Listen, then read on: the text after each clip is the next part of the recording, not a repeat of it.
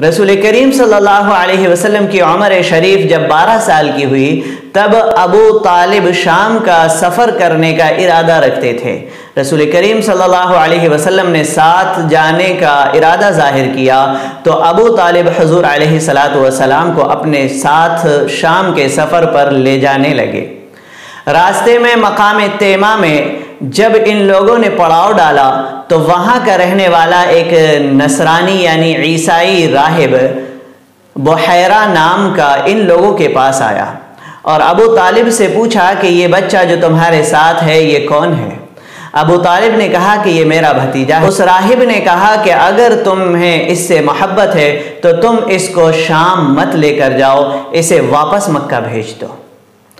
اس لیے کہ مجھے ڈر ہے کہ اگر شام کے لوگوں نے بھی اس کے اندر وہ صفات اور اس کے اندر موجود وہ علامتیں اور وہ نشانیاں پہچان لی جو میں پہچان رہا ہوں تو شام کے لوگ کو تکلیف پہنچائیں گے۔ تو ابو طالب نے اس راہب کی یہ باتوں کو سنا اور اس سننے کے بعد حضور علیہ السلام کو واپس مکہ مکرمہ بھیج دیا۔ پھر جب رسول کریم صلی اللہ علیہ وسلم کی عمر مبارک 23 یا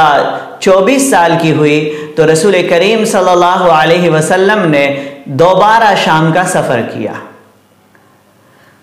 اس کی وجہ یہ ہوئی کہ حضور علیہ السلام کی امانت داری، آپ کی سچائی اور آپ کی دیانتداری پورے مکہ مکرمہ میں پھیل چکی تھی۔ تمام لوگ آپ علیہ السلام کو صادق اور امین کہہ کر پکارا کرتے تھے۔ اس وقت مکہ مکرمہ میں ایک خاتون تھیں حضرت خدیجہ بنت خویلد۔ حضرت خدیجہ بنت خویلد رضی اللہ تعالی عنہا بڑی مالدار عورت تھیں، وہ لوگوں کو اپنا مال دے کر تجارت کے لیے بھیجا کرتی تھیں۔ تو جب انہیں حضور علیہ السلام کی امانت داری اور سچائی کا علم ہوا تو انہوں نے حضور علیہ السلام کو یہ پیشکش کی کہ وہ ان کا مال لے کر شام کی طرف تجارت کے لیے چلے جائیں۔ حضور علیہ السلام اس پر تیار ہو گئے اور حضرت خدیجہ کے غلام میسرہ کے ساتھ حضور علیہ السلام شام کی طرف تجارت کے لیے روانہ ہو گئے۔ رسول کریم صلی اللہ علیہ وسلم راستے میں جب بصرہ نامی مقام پر ٹھہرے ہیں تو وہاں کا ایک راہب اور پادری رسول کریم صلی اللہ علیہ وسلم کو دیکھنے کے بعد میسرہ کے پاس آیا اور میسرہ سے پوچھا کہ یہ تمہارے ساتھ جو شخص ہے یہ کون ہے؟ تو اس نے کہا کہ یہ محمد بن عبداللہ ہیں جو مکہ مکرمہ کے رہنے والے ہیں، تجارت کی غرض سے شام کی طرف جا رہے ہیں۔ تو اس راہب نے کہا کہ یہ شخص رسول ہے، اس لیے کہ یہ جو پیڑ ہے اس پیڑ کے نیچے، اس درخت کے نیچے نبیوں کے علاوہ کوئی اور نہیں ٹھہرا آج تک۔ رسول کریم صلی اللہ علیہ وسلم نے شام پہنچ کر جو سامان مکہ مکرمہ سے بیچنے کے لیے لے کر گئے تھے وہاں پر بیچا اور اس میں نفع کمایا اور وہاں سے دوسرا مال خرید کر مکہ مکرمہ واپس آ گئے۔ اس سفر میں رسول کریم صلی اللہ علیہ وسلم کے ساتھ بہت سے معجزات پیش آئے جو میسرہ نے بیان کیے ہیں۔ پھر جب وہ سامان مکہ مکرمہ میں بیچا گیا تو مکہ مکرمہ میں اس میں بھی ڈبل نفع ہوا۔ حضرت خدیجہ رضی اللہ تعالی عنہا نے جب خود آپ علیہ السلام کے اخلاق کا، آپ کی سچائی کا، آپ کی دیانتداری کا مشاہدہ کیا اور اپنے غلام میسرہ سے حضور علیہ السلام کے سفر کے حالات کو سنا، اسی طرح اپنی بھابی یعنی عوام بن خویلد کی اہلیہ جو کہ حضور علیہ السلام کی پھوپھی تھیں حضرت صفیہ بنت عبد المطلب، ان سے بھی حضور علیہ السلام کے حالات کے متعلق معلومات کی تو حضور علیہ السلام سے نکاح کرنے کی خواہش کا اظہار کیا اور نفیسہ بنت امیہ کے ذریعے حضور علیہ السلام تک نکاح کا پیغام پہنچایا جسے رسول کریم صلی اللہ علیہ وسلم نے منظور فرما لیا۔ حضرت خدیجہ رضی اللہ تعالی عنہا نے جب رسول کریم صلی اللہ علیہ وسلم سے نکاح کا پیغام بھیجا، اس وقت حضرت خدیجہ رضی اللہ تعالی عنہا نے حضور علیہ السلام سے نکاح کرنے کی جو وجہ بیان کی تھی اس میں وہ فرماتی ہیں کہ انی قد رغبت فیک لحسن خلقک وصدق حدیثک، کہ مجھے آپ سے جو دلچسپی ہے وہ آپ کی سچائی اور آپ کے اخلاق کی وجہ سے ہے۔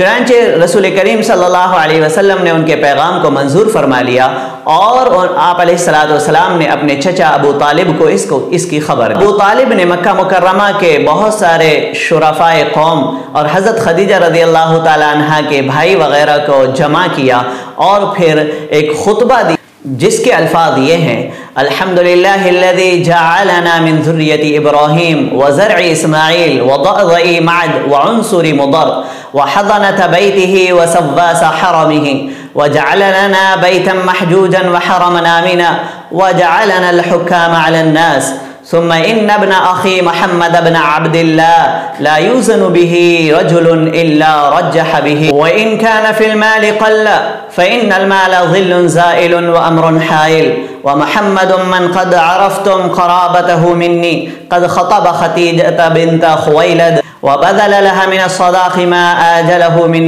माली 20 बईरन व हुवा वल्लाहि बअद हाज़ा लहु बिनाउन अज़ीमुन व ख़तरुन जलीलुन।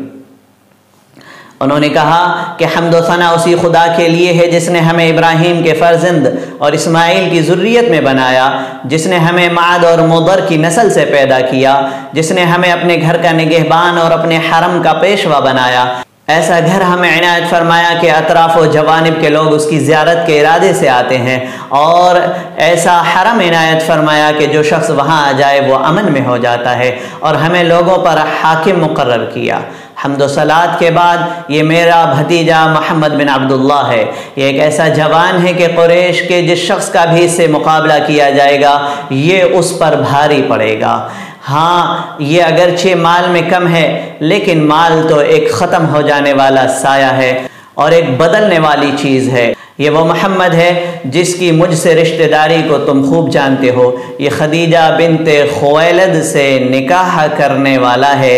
और मेरे माल में से 20 ऊँट इसका महर मुकर्रर और अल्लाह की कसम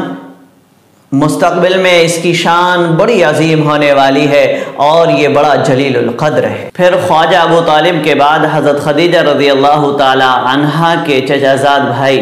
वरक़ा बिन नौफल ने खुतबा दिया